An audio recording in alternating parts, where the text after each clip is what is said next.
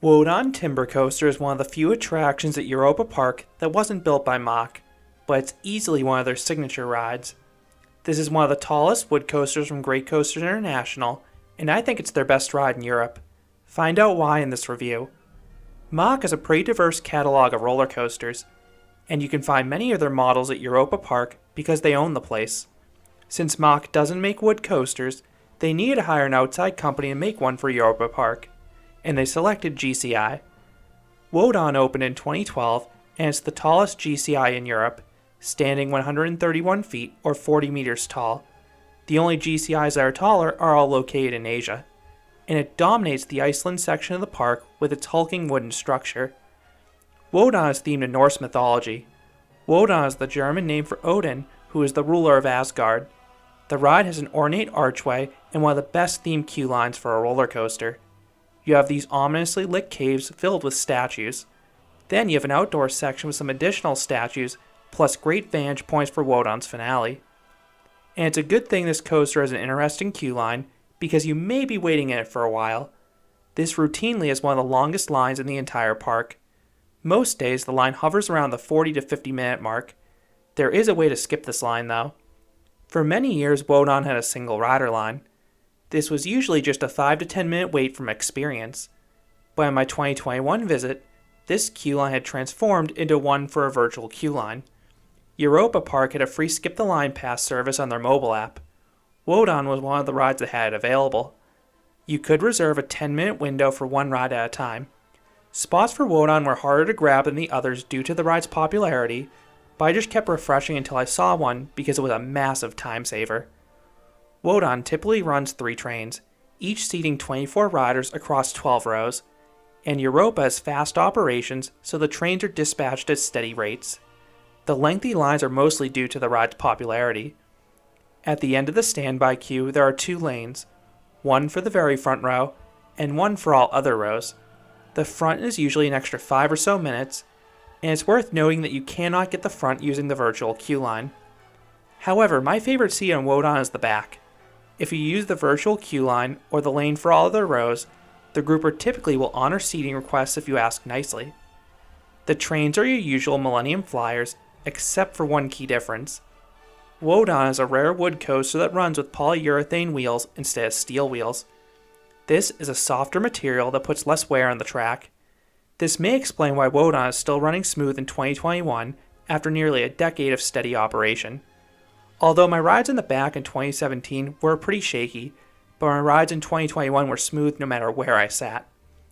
The one downside of the polyurethane wheels is they do have a higher rolling resistance than steel, so the coaster will bleed off speed faster. This is why Wodan, despite its height, has a similar track length to the other GCIs, as it holds 3,444 feet, or 1,050 meters of track. Fortunately, Wodan was designed such that it holds its speed until the very end.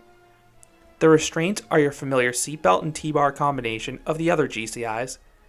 As usual, I recommend holding onto the lap bar after it's checked. Otherwise, it will lower throughout the experience and reduce your space for airtime. The trains are super comfortable though in general. Once dispatched, you navigate this pre-lift section. You have this little bunny hill and even a slightly outward bank turn. It's quirky, but it doesn't really add anything to the ride. You then ascend the lift hill. There are 2 statues atop the lift, but this is the final bit of theming during the ride, and that's fine because Wodan's layout is strong enough to hold its own. Wodan begins with a 270-degree turn high above the ground that gives a bird's eye view of the back section of the park. You then navigate my favorite drop on any GCI. You have this large straight drop that pierces through the lift structure. The drop's profiling combined with the speed from the pre-drop results in fantastic sustained floater airtime if you're in the back. I wish more GCIs had drops like this. You then rapidly twist to the left, getting some laterals from the sharp banking. You then charge through a brief tunnel, feeling every bit of the ride's max speed of 62 miles per hour or 100 kilometers per hour. You then fly over a giant camelback. Everyone gets weak floater airtime, but it is more sustained towards the back of the train. Rather than dropping all the way down, the drop leads into a 180-degree bank turn.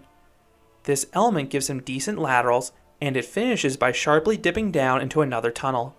and this drop gives a decent floater pop if you're in the back.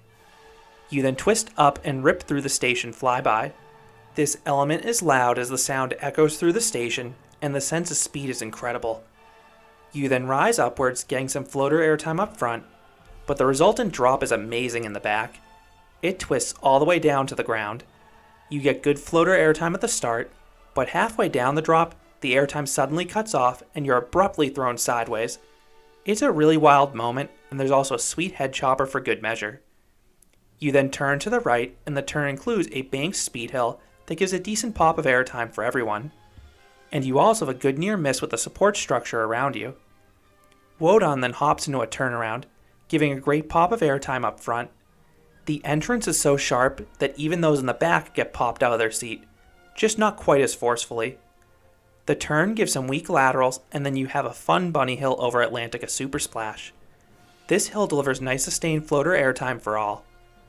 You then twist to the left and go through another brief tunnel and navigate this funky bunny hill. It starts normally on the ascent, and those up front get a solid pop of airtime.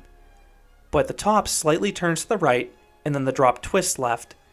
The weird profiling confuses you which way you're going next, and those in the back will get some nice airtime as they start levitating out of their seat at the apex, but get popped even higher on the descent. Wodan then has another speed hill, followed by a fast turn and another speed hill.